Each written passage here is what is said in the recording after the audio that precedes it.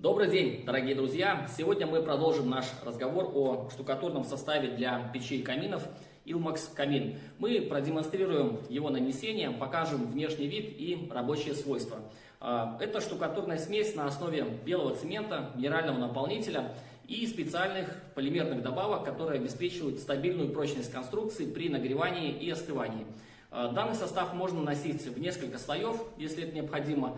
Можно использовать как внутри, для печей, каминов, дымоходов, так и снаружи, для барбекю и мангальных зон. Приступим к нанесению.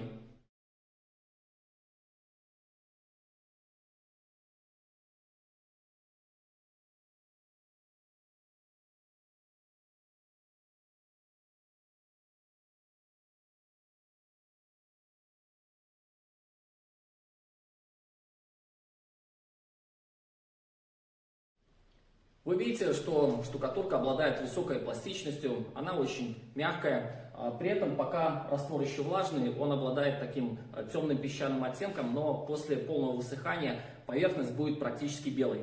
Штукатурные работы следует производить после просушивания конструкции, но не раньше, чем через 2 недели после завершения кладочных работ.